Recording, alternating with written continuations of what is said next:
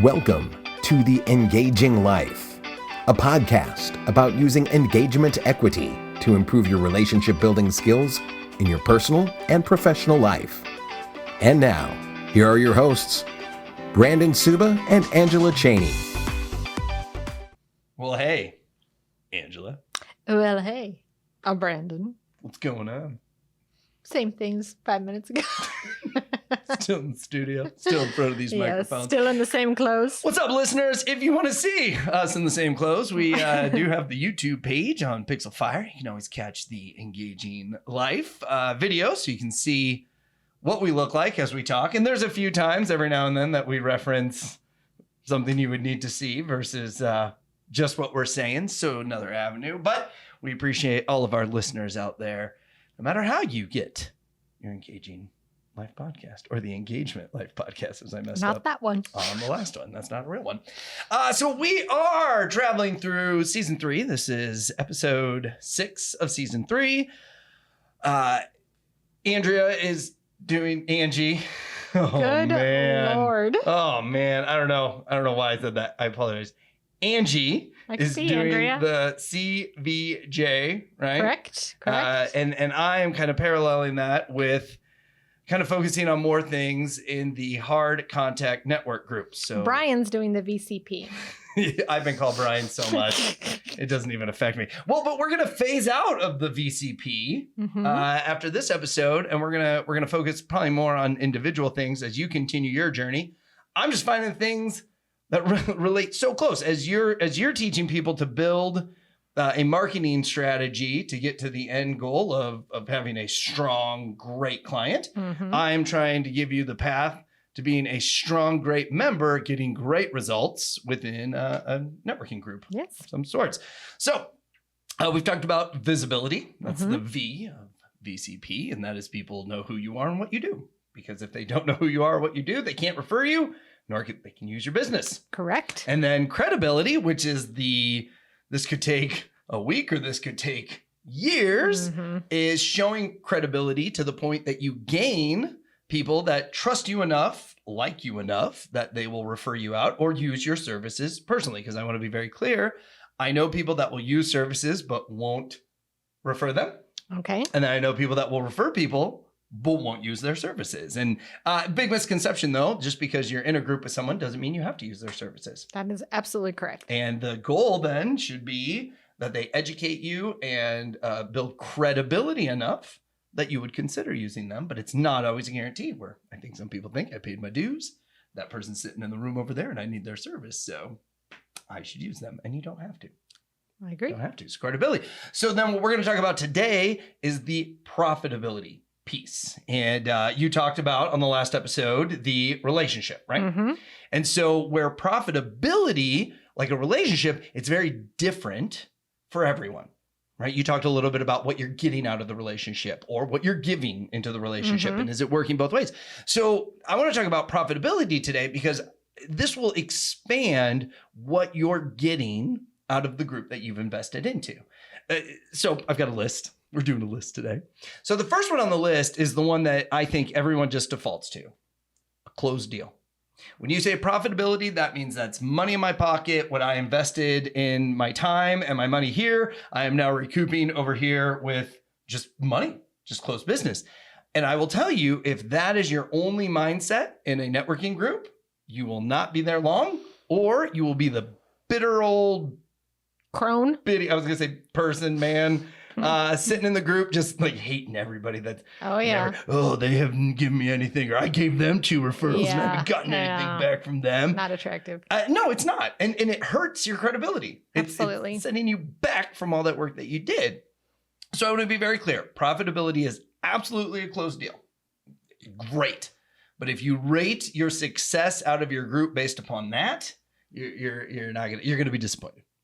Even if you get a bunch of referrals and a bunch of closed business, if that's how shallow that relationship is, it's just not going to pay off. So let's look at some other cool things that I've seen. And what's neat is this list, because see, I put like little professions next to it. Yeah. Because these are professions that I've had people say, this is what I get out of this group.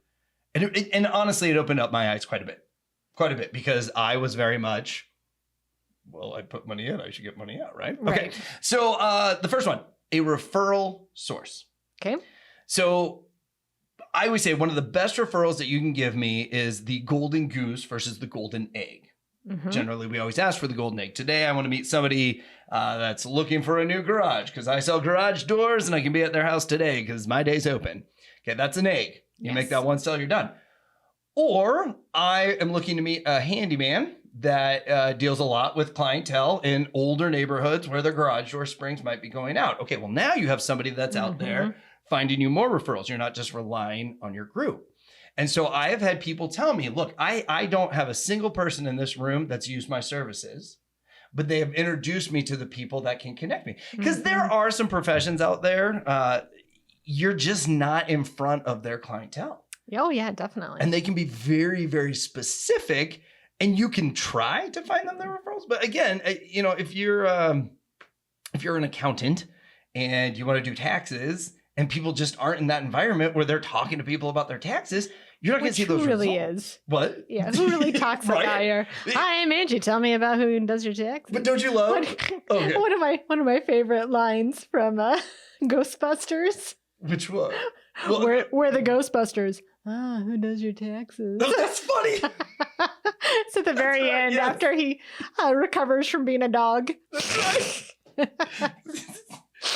So, okay, but same concept. But if you were to say, I'm looking to meet bookkeepers. Okay, well, a bookkeeper is someone that at the end of the year says, hey, here's all your stuff. Go file your taxes now. Right. So that's the referral source. So profitability for the time, effort spent, and the credibility built in the group is really just going to be you're getting introduced to these referral sources, which ultimately does lead to closed business for the most part. The next one, positive activity for their business. And did you see the profession I got next to it? Oh, no, you can't see because the lighting's lower. I can see it now once I Look up a little bit. So it's a financial planner. One of the lines I hated the most is if you're in certain industries like financial planning, just go ahead and sign up for 2 years.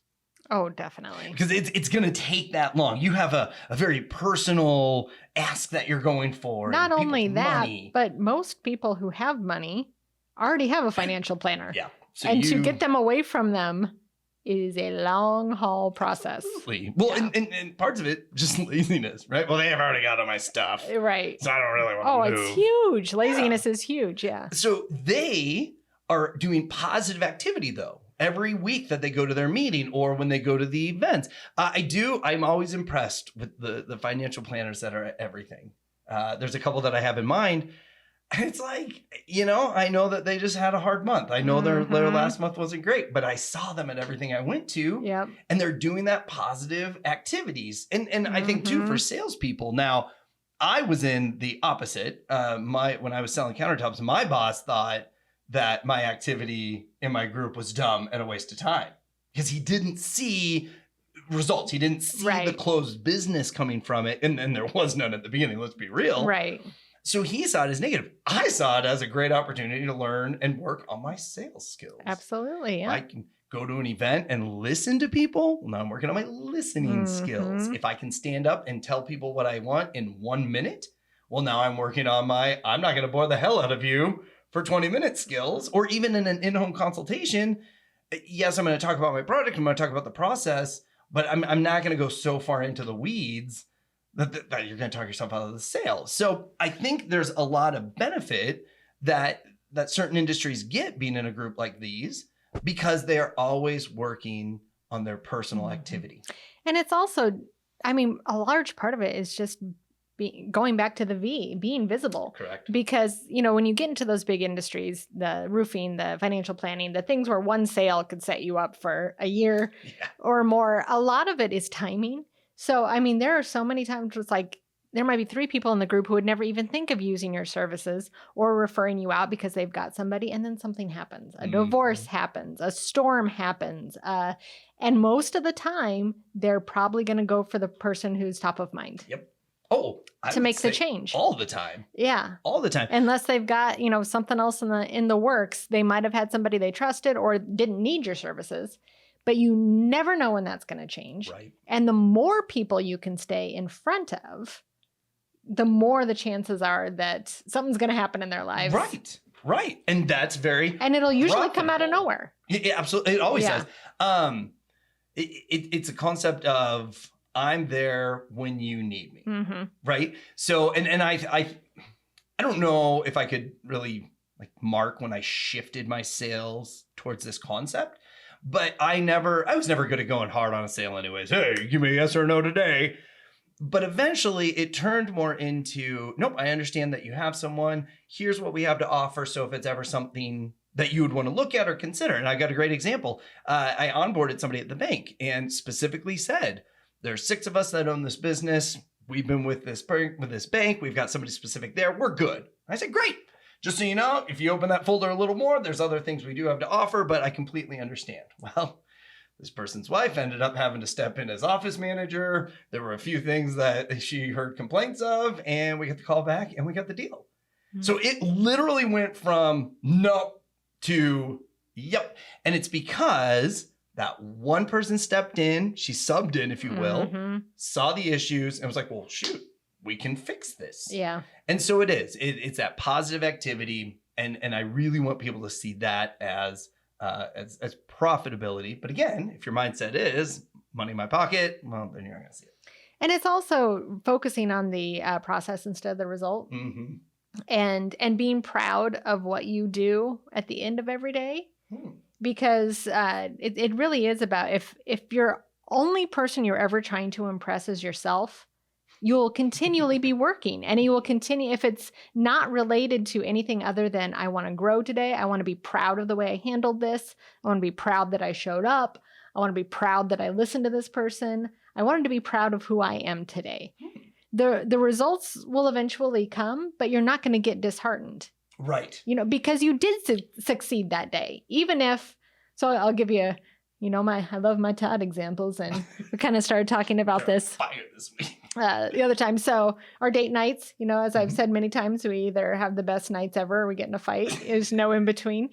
And so the one night we had a fight, and I was not proud at all of the way I acted. He hasn't been feeling well, so I was very overly solicitous and kind of moony. And then when he wouldn't talk, got upset. And granted, it went downhill for a reason. But at the end of the day, I was just like, I don't like the person I was tonight, and that's what hurt me more than anything. Okay, fast forward to the next. I learned from my mistakes from the last one, and we honestly got in a bigger fight. What? During this one, but it didn't affect me nearly as bad because I handled myself extremely well. Good job.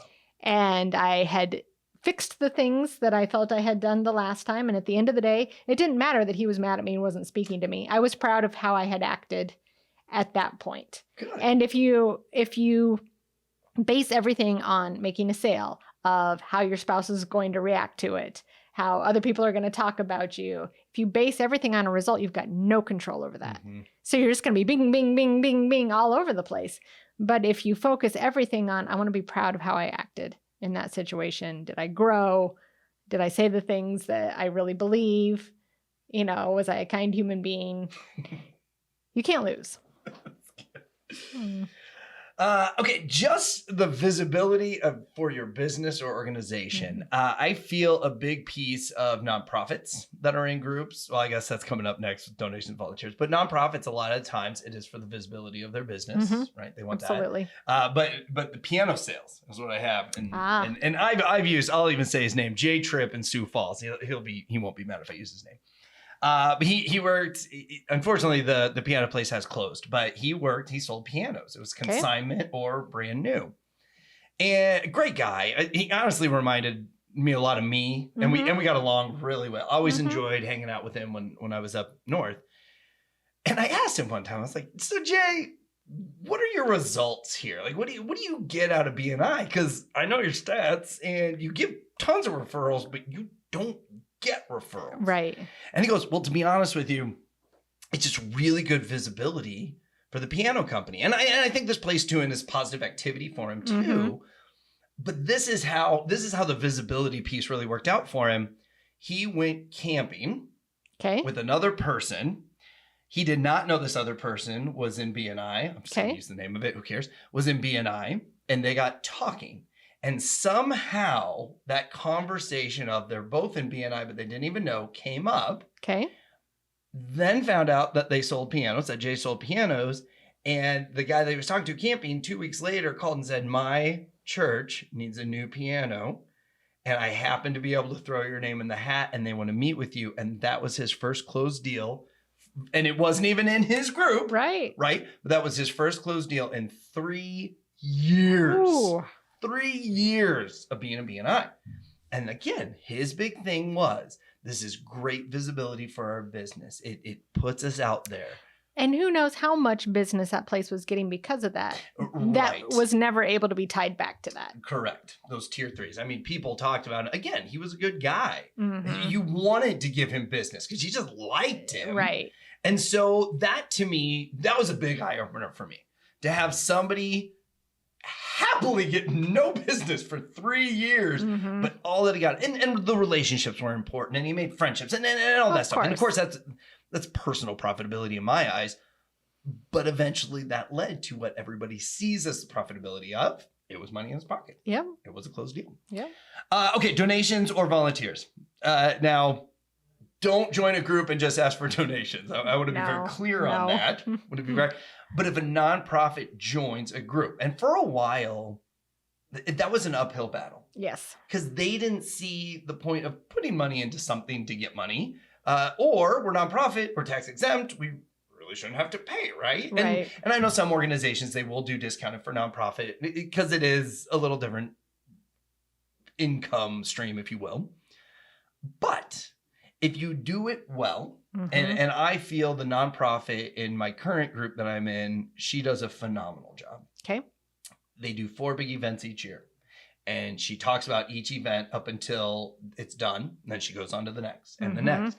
And at no point does she say, you got to sign up. Right. You got to be, but I am emceeing an event that's the same night of one of her big events. And I told her that. And she goes, oh, well, I guess you'll just be in the golf outing then.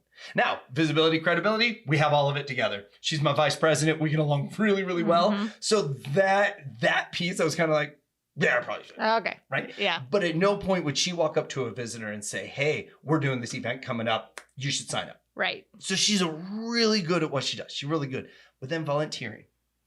I think, especially once you've somewhat been established in your group, asking for volunteers is one of the best asks you can put out. Mm-hmm. Because, okay, I'm not going to go volunteer to paint that house because I got a busy weekend.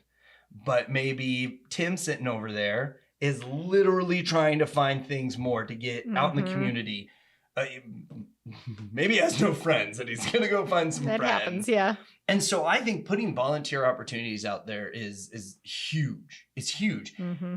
And again, it's not financial, but for her to have 10 people show up to a house painting, what is that called? Habitat for Humanity. Right. Show up to a habitat.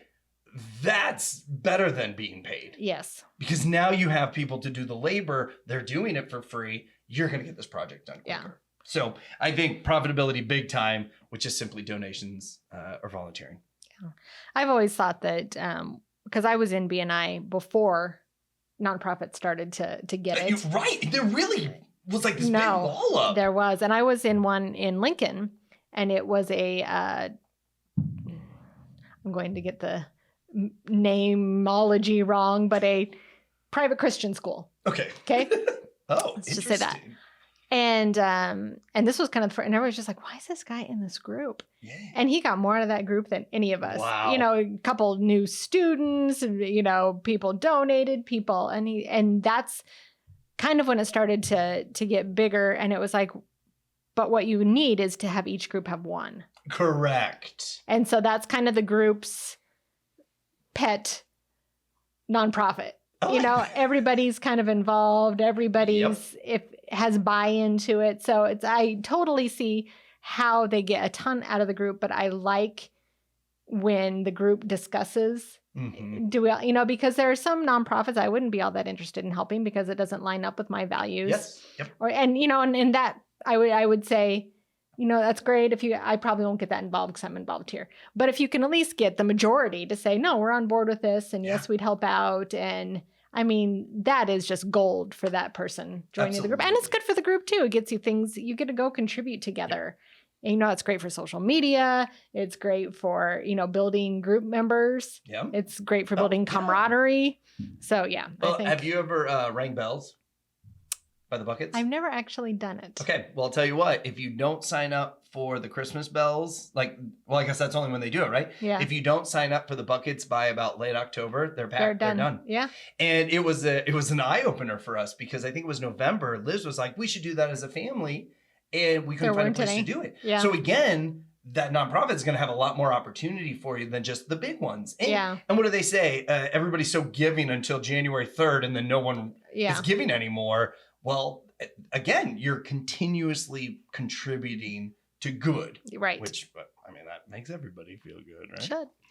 Let's see. An employee. I had to put this one on there because I've heard it a million times. Yep, we're looking for somebody. We need somebody for the front office. We need a paralegal. We need this, right? So I think this is a good thing. I think it's a very valuable ask. I put insurance agent on my list because here's what happened. Business owner A sent his office person to sub. Okay. Business owner she got a new B job. said, I'm looking for someone. And the office person's like, I'd rather work for you, and moved and went. And then, and I don't know how well it was kept under wraps, but I'm pretty sure business owner B then had person sub for that. And it was just not good. It was not good. So you want to be careful. Right. You want to be careful and be cognizant of who's in the room. But on the positive side of that, I have had family members, like younger kids, get very good jobs. Absolutely, for early jobs. Well, I think even Delaney got a somewhat better job than a McDonald's or a Hy-Vee because of who you knew. Much better job. Yeah. So that's where I think in these close spaces, we all have credibility. If you own your business, I've done business with you, or I referred you, or just we've had coffee. I know you. I'd much rather have you with my kid than fast food. And I think that this can be, especially if you're very idealistic, people don't like this. That it's who you know, not what you know. Oh, yes. Which my daughter is very idealistic. She's 16. She's very idealistic. And I was the same way when I was her age. You know, why should I have to play the game to, you know, because we were trying to get her into, trying to get her to make varsity show choir. Oh. You know, and I was like, well, this teacher really wants you to take private voice lessons. That makes her feel good. It's going to make her. And she's like, why should I have to take private? I'm like, do you want to be on varsity? It's the way the world works. Mm-hmm. It's the way the world works. And there's a big difference between the way you want the world to work and the way the world works. And when you really look at it and get into it, it's very easy to be away from that world and look at it like it's dirty. Yeah. But when you're in it, it's so not. It is. It's relationships. There's nothing dirty about it at all. Mm-mm. And it is honestly the way the world works. I think the outside looking in is jealousy. Absolutely. Right. I've sent out 7 resumes Envious. and I can't get envy. Yeah, I can't get anything. This guy shows up and he had someone offer him the job. Right. Wasn't even looking. Right. And you know what? This happened to me. Well, there's truth to it. There's so much hard work that goes onto the backside of it. Yeah. Absolutely. Actually, everything since I've left the networking world, everything has been because of the relationships I had in the networking world. 100%. Yeah, I've gotten every job from people I know. Yep. My degree has done nothing for me. I mean, all the stuff that you're supposed to do has done nothing for me. I've gotten everything career-wise because of who I know. Yeah. Yeah. Next one, education on networking. And I think this is overlooked a lot. Mm-hmm. People that will say, gosh, you know, I paid my dues. I was here for a year and didn't get any referral. I'm done. And then I see them at a networking event work in a room a few years later. Or I see them come out of their shell during that year. And you don't realize it, right? Like once you're more comfortable in a networking situation or in a room, you don't look back and say, gosh, you know what? It was that weekly presentation practice that got me here today. Oh, it can do huge things. All of it does. Yeah. And for some people, I mean, we can even go back to Jay, the piano salesman. He learned these things because he was in a closed network group that forced you to network. Yeah. There was education about it. You were practicing Mhm. weekly on talking to people. And for some people, that is huge profitability. Absolutely. And that will last the rest of your life. Absolutely. No matter what business you're in after you retire. I mean, knowing how to talk to people and how to Yes. present yourself to people and make connections with people. Is there anything more valuable in life? There isn't. You can't, because what have I had? So many people have told me, you can go get a degree in something, but you can't teach someone how to sell. Yeah. You could have a degree in sales or business or whatever it is, but you can't teach somebody how to deal with conflict. You can't teach somebody how to have a good comeback to objections. I mean, you can learn, but there's one way to say, well, actually, since you've asked that question, here's the true facts versus I understand what you're saying. Yeah. Sometimes I kind of feel the same way. But what I've noticed is, and there's just so many different ways. And so, again, it's not money in your pocket, but it's probably resulted to money in your pocket in a different setting because you were practicing it consistently. Yep. And that also makes me sad, too, when people just throw their hands up and say, I'm done with all this networking crap. It's like, okay, but you're a business owner that's so engulfed in your own business. This really did a lot for you just to even get you out of your office. Yes, and be around people. Yeah. It's so easy to get in your lane. I do it a lot. I get stuck by, and then once I force myself to go out, I'm like, I know.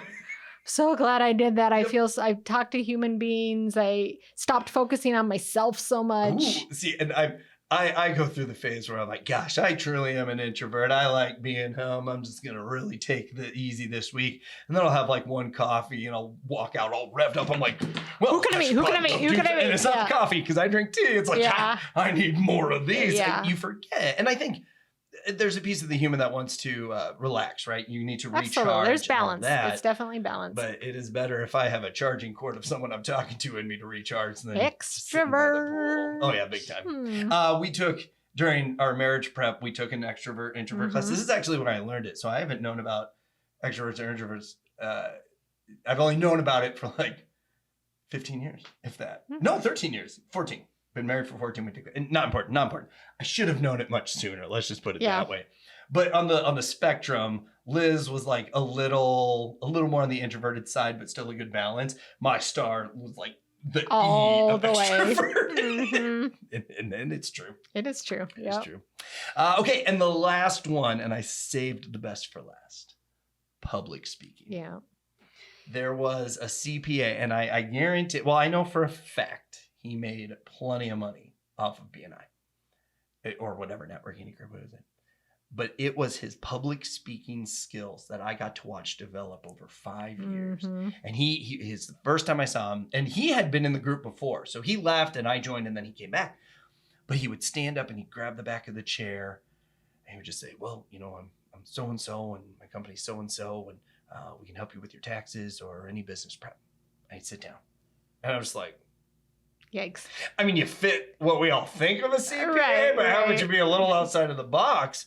Well, give it a couple of years. He ended up taking presidency even. So I thought that was pretty cool. And now, I mean, he's cracking jokes. It was neat to see him develop. And he owns his own business now. He was with a company before and now he's on his own. And I'm not saying everything contributed to that, but a big piece was him getting up every week in public speaking. Yeah. Giving those 10 minutes whenever that rolls around.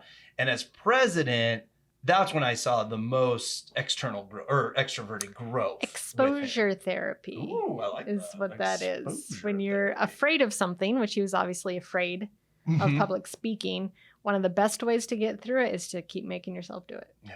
Exposure therapy. I hate that therapy then. It's like reading for me. It's not gonna do me any good. There's some things that you're just not interested in. So I'm not going to expose myself to video games. There's some things you're just not interested in. But if it's something you need to do for your business or if it's a fear that's hurting you. Right. Yeah, making yourself do it is because usually it ends up being a lot less scary than you thought it was going to be. It always is. Yeah. Well, that's just like when you have to have a hard conversation with somebody and in your head, you've played it out the worst possible. Yes. And then you sit down and they're like, you're right. I agree. It's like, it's almost a little want. Sometimes I got all this energy here. I know. You're like, I'm ready. I've got my armor on. And they're like, okay. Yeah. You're like, no, Damn it. Well, what do you want to fight about? Can we pretend fight a little bit? Let's play this out. So anyways, so that's my list on profitability. Because again, as we're finishing up the VCP process, I really think everyone sees that profitability piece as money in my back pocket. And if I didn't get that, then what am I doing here? Then the whole thing is worthless. But really, and I see, and this is another thing I like too, it can shorten your credibility phase if you accept some of this as profitability. Mm-hmm. And then, I can almost put a guarantee on this semi-profitability will lead to the cash in your pocket. Yep. Because it's all the things that you needed to develop. It's all the credibility you had to build, the visibility that you were gaining.